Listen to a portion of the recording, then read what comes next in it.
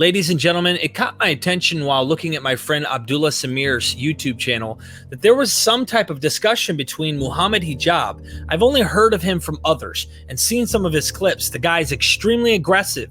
However, he ends up interviewing a Muslim scholar, and the scholar says a few things in this clip you might want to check out. It sounds like they have things to hide. They don't want the public to know.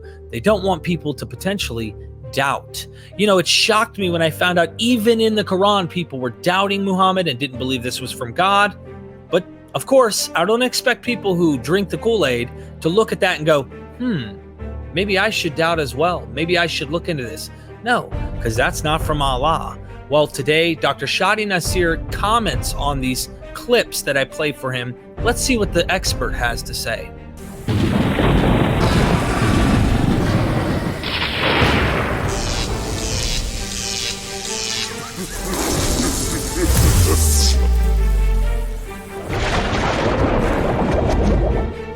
Ladies and gentlemen, join MythVision's Patreon not only to support us, but there are 72 videos that I did with Dr. Dennis R. McDonald and Richard Carrier, all on the Patreon, early access. You guys can ask personal questions when I go to interview these scholars, and you're helping MythVision grow.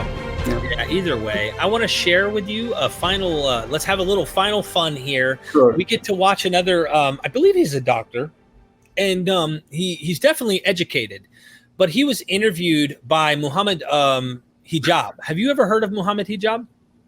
I heard of the name, yes, yeah. He's a pretty aggressive... I don't know much about him, but I heard some of my friends, they bring up his name, yeah. Yeah, from what I have seen, he seems to be quite aggressive in his approach. Here he is having a conversation with, correct me if I'm wrong, Yasir Qadi? Yes. Yasir Qadi? Okay, I'm going to play something. I don't know where I'm actually at here. Let's go with this. This is on my buddy Abdullah Samir's channel. He's an ex-Muslim, but he's trying to point out something that's going on here. And Muhammad Hijab actually removed 30 minutes of the clip, I guess, that was there, because you're going to see, and I'd love to get your comment. Yani he did something unethical. He was expelled from the list, and the list was basically banned because of that, stopped because of that. He couldn't refute to my argument, so he sent it to one of your madkhalis in England, and so then of course this madkhali gave it to the other one, and so obviously, and everything all whatever broke loose. But again, this was not something I brought up in public, and I would never bring it up in public, and I don't think it is wise to bring it up in public.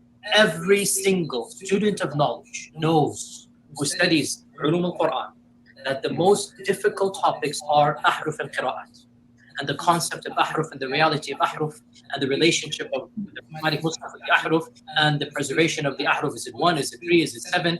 And the relationship of the qira'at to the ahruf. This is a topic that when you're the beginning student of knowledge, you're like, what is all of this going on here? When you go a little bit more, you learn to simply memorize what your teachers say and regurgitate it out, and you don't fully comprehend. When you do a deep dive is when things get very, very awkward and difficult. And this isn't new. This is from the time of the Sahaba. In the Sahih or the Hasan Hadith of Ubay bin Ka'b, the Hadith of the Ahruf, that when the Prophet mentioned the issue of Ahruf, and that there are different Ahruf and whatnot, this is in the version of Muslim Imam Ahmad. Ubay bin Ka'b says, authentic Hadith, فَدَخَلَ فِي نَفْسِي شَكٍّ. In my heart, a doubt came that I hadn't had about Islam since the days of Jahiliyyah. It's not a joke, brothers and sisters. The issue of ahruf and qira'at caused confusion to somebody whom the Prophet said, if you want to listen to the Quran directly, listen to Ubay. Ubay is not some even average Sahabi. He is the Qari of the Quran. He is the master. He is who he is. And he goes, فَدَخَلَ فِي نَفْسِي شَكٍّ. What is all of this stuff? And the Prophet put his hand, and then he goes. So okay, can we comment on this just for a second on what you see so far, and then there's maybe a little more, because Hijab tries to really pressure him, and he's like, I told you I didn't want to bring this public or whatever. What did you hear there so far from what he said? Do you pick up on what he's putting down there? Well, I'm not aware of the context of the conversation, what they were talking, after, but, at least from this, it's right that the issue of of the variant readings, right, or the ahruf, it is problematic from a theological perspective, right? But it depends from how you look at it. It wasn't a problem, for. It depends how you look at it. If you want to say, well, the Quran is one and it is the word of God, and then you have, all these variant readings. If you belong to a certain theological school, then it is a problem, for you. If God is really uttering all these variants. If you are not, and if you belong to other school, it's not really an issue. If you just follow the syntax and then the pronunciation of the words and how they are performed, they vary. But the issue of something that should be, brought up in public or not, it's, I think it's something that people want to maybe protect the public from, certain issues that would cause doubt. Now, is this right or wrong? That's not my. It's not for me to say, Right. whether these things should be brought in public or not. But there are certain issues that, the issue of variant readings, it's not something that is hidden. It's just not known. Generally. It's not hidden, and locked in a safe box where you will only be given the keys. If you pay certain amount of money. Anyone in the past 1400 years, you go to a bookshop, you pick up a copy of variant readings, and then you read it. It's there, right?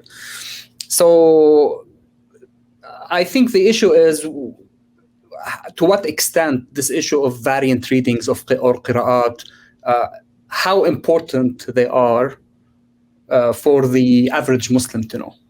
And I think this is probably what, I can't speak on his behalf, but this is what I would say what most people would think. I think we are now in an age where it's very difficult to keep things hidden, right, or away from public with the internet. I remember when I wrote my dissertation, which is my first book, I started 2007, 8. Okay. Now there was no Tube. I don't think there was YouTube back then. So I was basically writing everything based on the resources that we have in the library. There were no search engines as sophisticated as you have now. Now you have websites on different recitations, audio and YouTube channels and lectures. So it's very difficult now to keep this issue from the public, right? Right. So that's, I would say that I understand where he's coming from. Now, whether this is right or wrong, I think it's up for debate for, experts in pedagogy. To what extent can we? Again, this happens, I think, in all traditions, not just in in Islam. To what extent can we keep certain information away from the public? Okay, and to what extent this is important? And this is an issue that you find in books of creed, in Islamic creed, or they say aqidah, which mean in many texts, classical texts, where the average Muslim is encouraged to not pursue certain questions that would cause doubt. Yeah, he talks about that. In fact, if I could continue playing a little longer, and then we're going to wrap things up here, just to show you what he's saying here. My buddy Samir, I loved this little clip that he took because this is from the actual original, and I'll let Samir be seen here. So Muslims don't need to know about Quran preservation. It'll hurt their iman and cause more doubt. Like Yasir Qadi said, it's not wise to discuss these issues in public. Better that we keep it behind closed doors. There was even a bigger bombshell that came later. And by the way, this is now a well-known open secret amongst many Muslim graduate students and academics around the world. And this is well-known. Traditional understandings of ahruf and qira'at cannot answer some of these pressing questions that are now being poked by our people outside of, by our academics, not our, by their academics outside of the faith tradition. You see, in a Muslim environment, there's always some respect that we have for the Quran. We should. In a Muslim environment, we'll press a little bit, and then we'll say, okay, khalas, sami'na wa ata'na. And that's great, alhamdulillah. When you go to academia, they don't have that red line. And they're going to just, you know, the famous story of the emperor with no clothes. They're going to just point out, no, that doesn't make any sense. Well, that's not true, and this and that. And they'll bring issues, which I'm not going to mention explicitly, that you know are true because they're in your own books. They're not inventing anything new. They'll bring you riwayat, and they'll bring you athar, and then you add to that very well-known issues of, I don't even want to be explicit. And then you bring on top of that makhlutat, and then. And it's very clear to you and to every single very advanced student and specialist that the standard narrative has holes in it. That's what I'm going to say. The standard narrative does not answer some very pressing questions. Okay? This is what I'm going to say. Well-known secret among academics. Of course, my buddy Samir is like pointing out, like, this is a big deal for traditionalists, and then here's hijab pressing back real quick. To try and make this as specific as possible, I think if I were to give you a blank mushaf, yeah, and tell you to write what is munazzal verbatim from Allah into that mushaf with no human interference, would you write something which corresponds? It's not an easy answer. It's not an easy yes or no. It is enough for the Muslim to believe that I think this should be an easy yes or no, though. Yes, Khadi. I have to. Okay, very, very well. So, yeah, Muhammad, after we get off this phone call, me and you, let's have a number of discussions. No problem. I'm very open with advanced students. But these issues should not... Look, it is Kalamullah, what is going to be written. It is Kalamullah. What would you write? You're pushing me. And I'm saying it's not hikmah to... Listen, I have a condition. Like I said, everything I say is going to be factual. If I wanted to do tawliyah and whatnot, I would do it right now in front of you. There is no need for tawliyah. The Quran is the uncreated speech of Allah. The Quran is preserved. The Quran is known. The Quran is mutawatir. And alhamdulillah, all of the qira'at are the Quran. All of the qira'at are authentic. Alhamdulillah. Leave it at that, ya akhi. Beyond this, honestly, I have no problem. We'll have a discussion or take my class. But beyond this requires background information. It is enough for the Muslim to know that the Quran is the speech of Allah that has been protected, and what we recite is the kalam of Allah. That is enough for the Muslim to know. I appreciate what you're saying, but and then anyway, that has it. I'm done doing that to you. Yeah. I just wanted you as an academic who is the person who's capable and willing to go past the red line that they're describing, that their academia, we as Muslims, he says, we can only go so far, and then we just we kind of back off because it's they're in a lot of ways that I guess his particular tradition is like, I am not willing to go beyond that. I'll give you an example. I have Christian scholars that are really good friends of mine who actually appreciate what I do. And it's like, what? Christians that I talk to on the regular basis say, how can he be your friend? How can he appreciate what you do? You know, and then I ask these scholars, these are Christians in academia. Did Jesus' predictions about the apocalypse fail? And they say, yes. In other words, yes. And you go, hold on. You believe he's God in the flesh and he got predictions wrong? How can you do that? And they go, well, this is my subjective. I'm combining my academic training, my historical training, and my faith, which is subjective. They don't have anything to technically, they don't cause the other one false. Like for me, I don't know how, right? I'm like, how can you, even I'm like shocked because I came from a Christianity where it can't be wrong. And if it's wrong, sure. I mean, it's the same. I mean, I think there are a few things I would comment on, but just very quickly on your point, I think one of the problems I wouldn't call it a problem, issues, let's say, in all traditions is that when you subscribe to a certain faith, you feel that, of course, that, you have the mandate of God, right? And you are right. And, anything that happens, you are within this faith, it's being inspired directly. So that's natural human, reaction to questions, doubts, etc. I believe it's the same in Christianity and Judaism. You know that better than me, right? but I don't want to go into detail in the response. But I think there's the question is problematic. That this is hijab, the Muhammad hijab. Yeah, I think his question is problematic. The premise of the question is not accurate, right? To say that if I'm going to give you a paper and write down what is revealed from God, the problem is once things get, again, we are talking theology now. Once things get to earth from the heavens and you start writing things down, there's human interference. Right? So the premise of the question is problematic when you say, well, okay, write for me now what is verbatim revealed from God. The question is wrong, because you can't combine something which is oral and then represented accurately in writing. And this is the whole issue of orality versus written. And this is why Muslim scholars never called a written codex, they never called it Quran. Now you go to a bookstore and then you buy the Quran, it's written on it Quran, and it shouldn't be written on it Quran. It should be written on it Mus'haf, which means codex. And that's what many institutions do. They call it the Mus'haf. They don't call it Quran.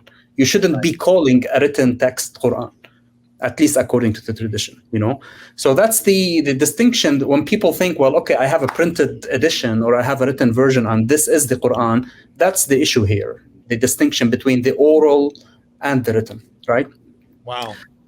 So, as for, the answer, whether, things in academia, in Western academia, being more critical or Muslim scholars don't probe, I may disagree a little bit with this, because in the sources, Muslim scholars probe these issues. We are not bringing, he himself said that we do have hadiths and accounts that said this and that. It tells you that even Muslim scholars, they were probing and poking holes. They were not just sitting and then saying, okay, well, this is what we have, everything is beautiful. No, they knew that there were problems. Right. And they were poking holes. And there are many traditions and hadith and discrepancies, again, which I talked about before, is that because you have discrepancies, because Muslim scholars, they were poking holes, what's happening with variants, this is a mistake, this is a scribal error, how do we reconcile, the different discrepancies that we have in the tradition? They did poke holes. But at the end of the day, it's faith. Right. Faith. You say, okay, I have this. I did my best. Okay. I spent 40 years of my life collecting variants, studying Arabic, trying to verify every single word in the Quran. This is what I got. I did my best. God knows best. That's the attitude, right? And that's what he sounded like on there. And then when hijab kept pressuring him, he's like, stop. And, he sounds, for me, as someone who is a skeptic, kind of like a conservative Muslim. Like he is, even though he's expanded his knowledge quite a lot, he's still very conservative in saying this is true. But to hijab, he's liberal. You could tell he's like, oh no, this should be an easy answer. And it's like, because there's this teaching going on where it's like, no, you need to accept it because this is what is the truth. And there's no right. You wouldn't assume someone who is advocating for his own religion or faith to say, well, no, I have problems, right? Right. With no one would say that in any tradition. So of course you want to, if you want to sell your product, you can't sell something and say, oh, well, it's defective. There are problems here and there. No, you want to sell it in a beautiful, embellished way. And then after people believe, you start poking, if you want. Whether this is a right approach or not, again, that's people can discuss it. But I do understand where he's coming from. I wouldn't. I think the issue here is not. The issue here is it's a conversation about what should we, how much should the average Muslim know? Right. Right. And I don't know about also maybe in Christianity and Judaism, it's the same. How much should they? I mean, does every single Christian know the details about the Trinity? For example, I don't know. I'm asking you. You know, No. And do they really know the different, philosophical, theological differences between what is the body of the Christ and the Spirit? Do they? Yeah. They know that people say the Trinity, right? You hear it, but probably, the huge percentage of Christians, they don't understand what the Trinity is, and the theological discussions from the very beginning. They just think, okay, the Trinity, and that's it, right?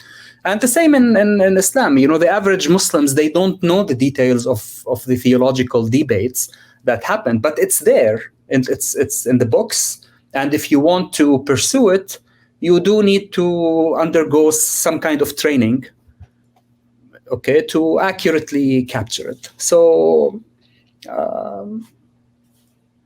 good. So, hard luck for whatever, but I do understand where he's coming from. So it's up for debate, whether this is the right approach to educating people or not. That's another issue. Yeah. Yeah. Well, final question. Where do you see Islamic studies going in the next, let's say, 100 years, for example? Do you think, just like Christianity, it will become more of a discussed topic that, for example, people can make cartoons of Jesus and not get killed, for example? Do you think that this might happen where it will start to become okay to be critical more? I'm not sure about that. It's it's all. It depends on whether Muslims want or will separate state from church. This is all what it matters, right? So Right. If it happens in 100 years that there will be separation between state and church, as you have in Christianity, then people will do it. So I don't think we reach that stage. And as long as there's really no separation between both, I think it's very difficult to. The premise is, again, there are Muslims who are calling for certain issues to be, especially in the West, like Right. American Muslims or European Muslims who are living in the States, and they are both, they are Americans and Muslims. So they want to exercise their rights as Americans, but also they are constrained by certain rules in Islam, right? And you have also the other groups of Muslims who are saying, no, we shouldn't be constrained by that. So the premises are, once you resolve this issue of separation of state and church, you might see that. If you don't, then I think it's not going to be okay to do cartoons or being critical / I don't know, offensive. Like you could be. There are movies or caricatures on Jesus, or people do that, and it's not a problem here because of this kind of issues. I don't think in Islam it's at this level yet. So what will happen in the future, I don't know. God knows best. So right. Dr. Shady Nasser, I really appreciate you. Everybody, please go check out his website. He graduated. Did you graduate from Harvard? I did, yes. Okay, yes, you did. And of course, you have many publications. Of course, 2 books specifically. The one I have in my Amazon link is The Transmission of the Variant Readings of the Quran. It is not very easy to read, and it's also a little pricey here. But if you can get it and you're really interested in getting to a deep dive, highly recommend this work here. Also, the second canonization of the Quran. In this book, though, do you discuss specifically only the second canonization, or do you briefly give an overview of some of the other stuff prior and then after? Or yeah, so the first chapter, I just break down what I mean by canonization and the different stages that the Quran underwent to the final form that we have right now. But the bulk of the book and the data at the end, it's mostly what I call the second stage, which is 10th century, where what we call the 7 readings. I don't know if you heard that, around the 7 canonical readings, how they were established during that time. So it's mostly specifically on this period, but there's a breakdown at the beginning of the other periods as well. Thank you so much. And ladies and gentlemen, if you like what I'm doing here at MythVision, you want to see more of this, you guys want to help us out, not only do you have access to hundreds of videos, including this one we're recording right now on Patreon early, there are many others you haven't seen. You can get early access to that and join today. You also are helping us grow and keeping this thing alive so that I can make more trips to try and see more scholars and to do these things. Because to be honest with you, time is money. And a lot of the people I have come on, I make sure that they're funded for their time and their expertise is valuable to me, which is why I go out of my way to offer them this. So you, my patrons, are a huge part of why I do what I do and I'm able to do this. Thank you so much. Please consider joining. Dr. Nasser, once again, thank you so much. This has made me appreciate the studies a little more rather than going to one side that hates it and seems to just like not value maybe the nuance, and there's some depth to the development of Islam. Even though I don't believe it's divine, I still respect it in the way of like, how did this happen within a culture? What happened? Why do people create these things? And I'm fascinated with it from that angle. Then there's the other side that says, no, you can't be skeptical. You need to stop talking about it. And they want to bash you or whatever. I've got both sides and I'm trying to get in the middle. And you're helping me do that. So thank you so much. You are very welcome. Thanks for having me. And, hopefully this was a little bit useful. So it's always good to be in the middle. So what I believe. But anyways, thank you for your time and I appreciate it. And thank you for the $10 million that you gave me to come on your show. And never forget, if you're lost, you don't know what you are, you can join us. We are MythVision.